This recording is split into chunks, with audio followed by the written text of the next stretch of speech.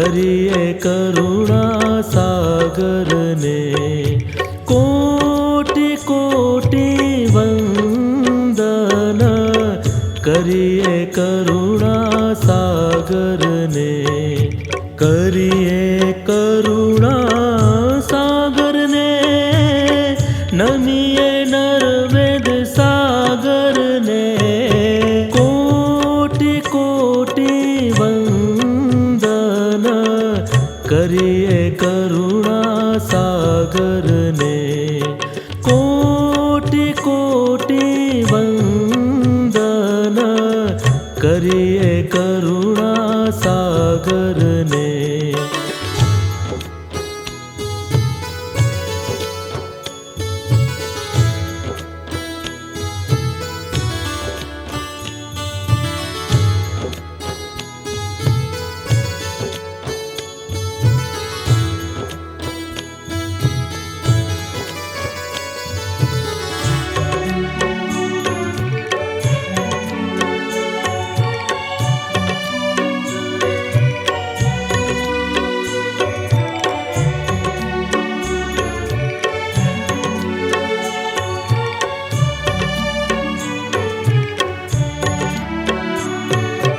मरणथी सुख शांति थाए।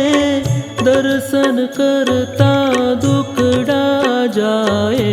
पाप ताप पूजन थी समाए। पाप ताप पूजन थी समाए। नित्यानो छावर करिए सेवा सतगुरु सागर ने। कोटि कोटि वंदन करिए करुणा सागर ने। कोटि कोटि वंदन करिए करुणा सागर ने।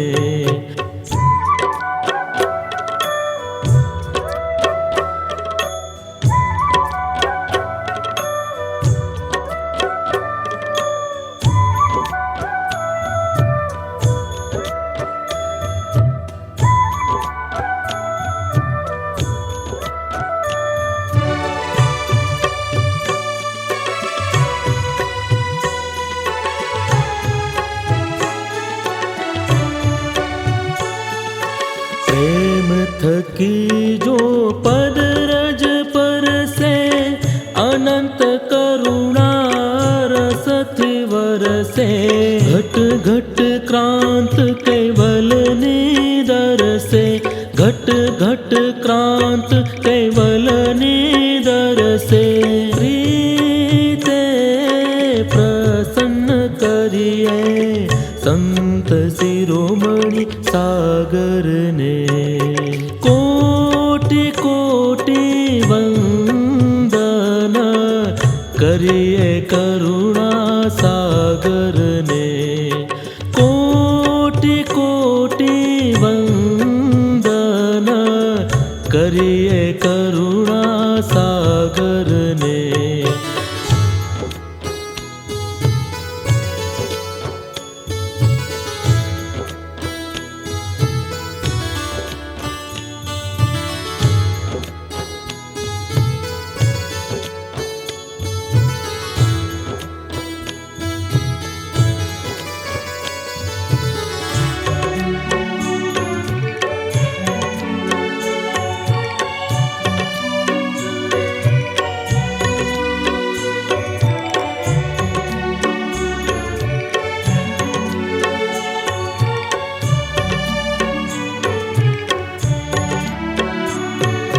धर्म धुरंधर धणी अमारा। सेवक आव्या शरणे तमारा। बंधन कापो बापू अमारा। बंधन कापो। અમે તો આવીશું કલાક બે કલાક પરમ ગુરુ તમને વાણી અમારી બતાવી તમને જતા રહેવાનું. પણ જે તમારે જે કરવાનું છે તમારે કરવાનું છે. બરોબર? એટલે આ નવા વર્ષમાં આપણે જો આ પરમ ગુરુનું સ્થાપન કરાયું છે તો આપણે એક સંકલ્પ કરીએ જીવનનો, અને એવો સંકલ્પ કરીએ કે આપણે પરમ ગુરુ સાથે આપણી એકતા થાય. આપણું જે આપણે કેટલા વર્ષોથી જે વસ્તુને આપણે આત્મા તત્વના મુદ્દાને ભૂલી ગયા છીએ એને આપણે જાણતા શીખીએ, અને જાણી અનુભવી અને ઉર્મા લઈએ તો જ આપણું જીવન પાર થાય, અને થાય તો જ આપણે પરમ ગુરુના સાચા ઉપાસક કહેવાઈએ. અબ દેખો ગુરુ પ્રગટ ભૂમિ ઉપર જે થયેલા છે ઈકણ અવિગત ગાદીની કોઈ પણ સ્થાપના કરેલી નથી, અને એ અવિગત ગાદીની સ્થાપના આપણે કેટલાય વર્ષથી હું ધ્યાન ભજન લક્ષ ભજન કરતો હતો, અને મને ભાવના થઈ કે ભાઈ આપણે એક અવિગત ગાદીની સ્થાપના કરીએ. અચલ અખાડો કઈ જગ્યાએ છે આપણે ખબર નથી, પણ પરમ ગુરુ જે જગ્યાએ સ્થાપિત પ્રગટ થયા એ કણ આપણે અવિગત ગાદીની સ્થાપના. એટલે અચલ અખાડા અવિગત ગાદી તાહા નિજ પુરુષ હમ અનાદિ. હું અચલ અખાડો અવિગત ગાદીમાં હું પુરુષ પરમ ગુરુ ખુદ ગયા કે હું પુરુષ મનુષ્ય અવતાર ધરીને હું આવ્યો છું, પણ હું મનુષ્ય જીવ તમે મને મનુષ્ય જેવા દેખશો નહીં. હું એક કર્તાનો એક હુકમ લઈને આવ્યો છું.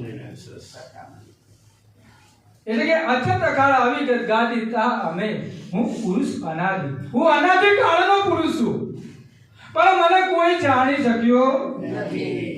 ત્યારથી એ કર્મકાંડના અંદર ફસાઈ ગયું, અને આપણે જોઈએ છીએ કે આ ફૂલ્યો ફાલ્યો કર્મકાંડ પબ્લિક જોઈએ છે કે કેટલું બધું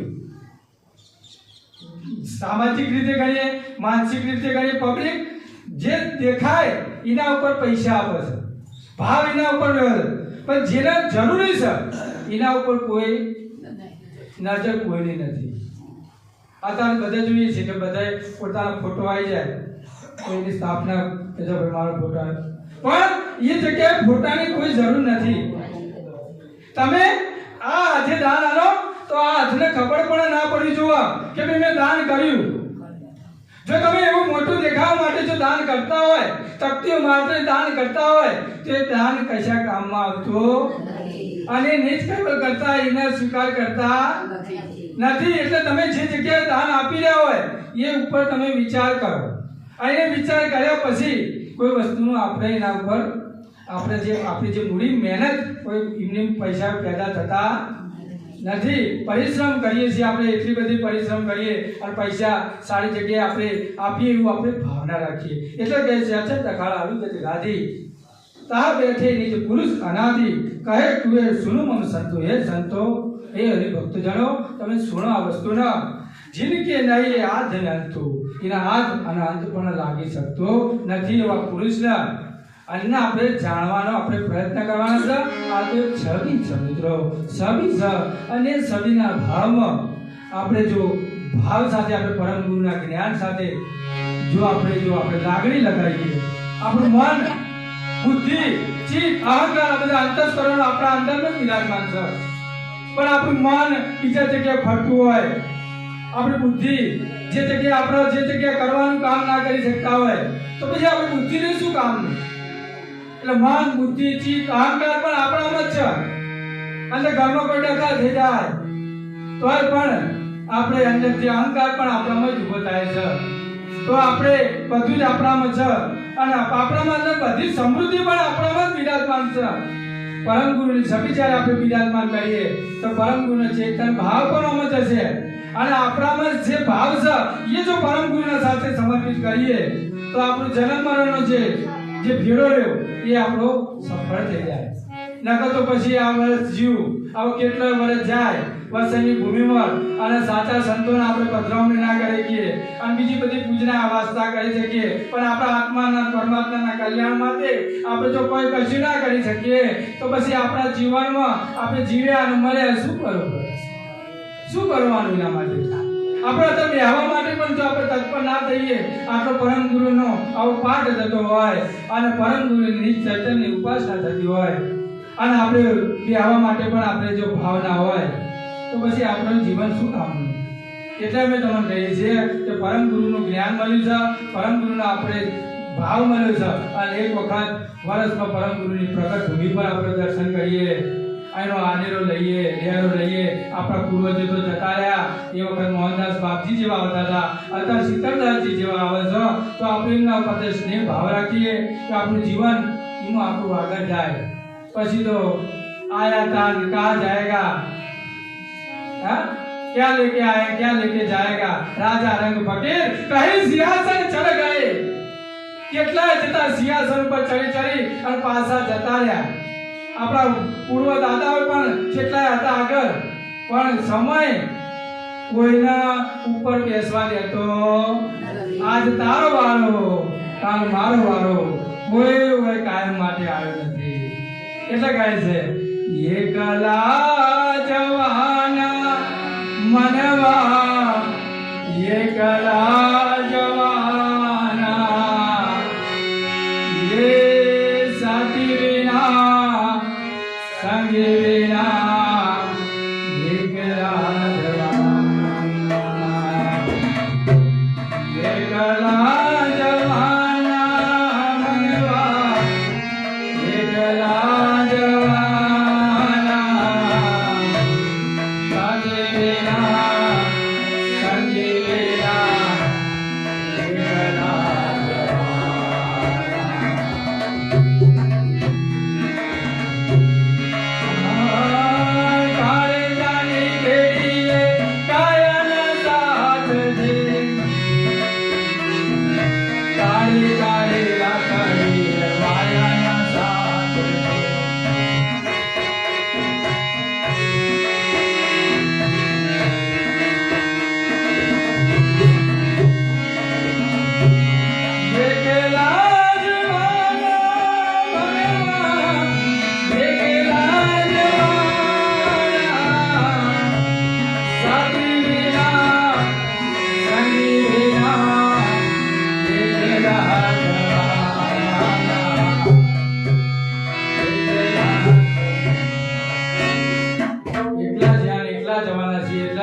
આપણે પરમ ગુરુના ભાવ અને પરમ ગુરુની ભક્તિ કરતા જઈએ તો આપણું જે જીવનની એ સાધા બને આગળ જઈશું.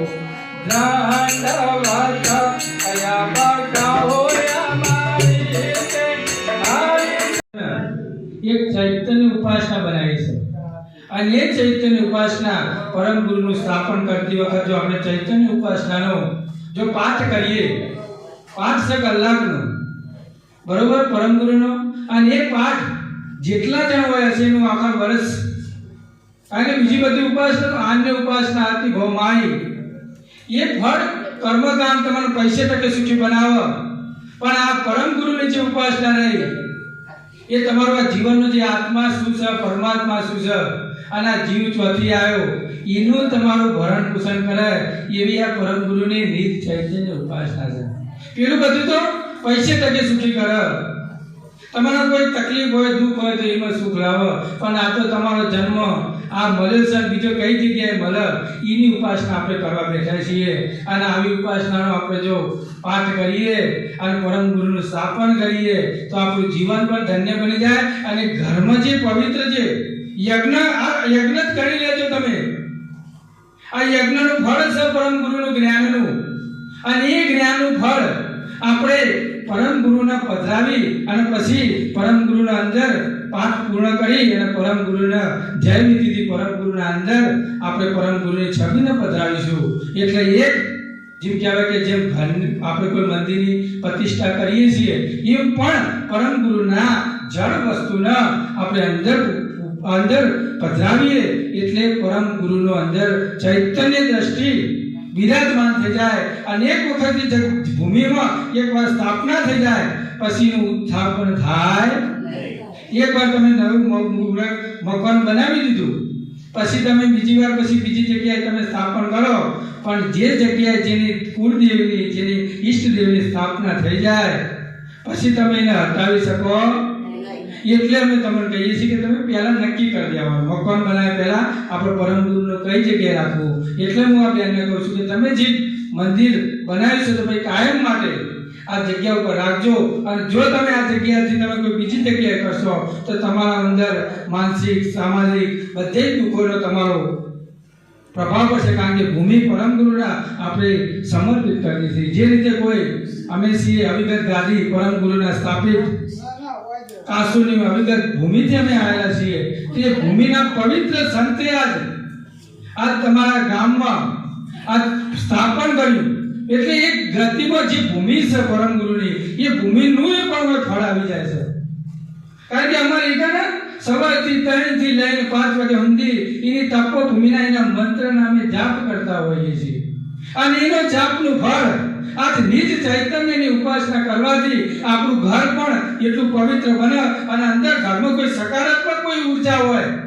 જે આપણને વિઘન આપતી હોય એ ઉર્જા પણ જે આપણા બાપ દાદાનું કોઈ વસ્તુ રહી હોય એ પણ જો પરમ ગુરુની ઉપાસના કરવામાં આવે તો પછી કોઈ જાતનું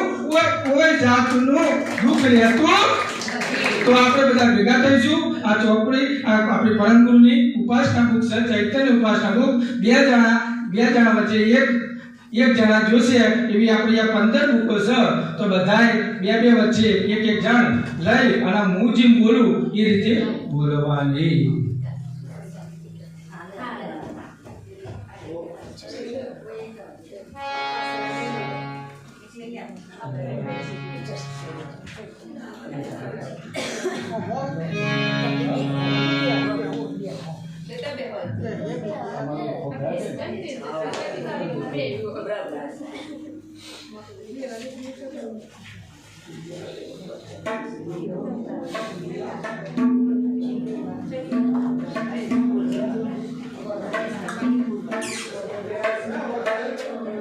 ચોથા નંબર પેજ 81 અંગ 81 નું પરમ ગુરુનું નીચે તેની ઉપાસના ચોથા નંબર પેજથી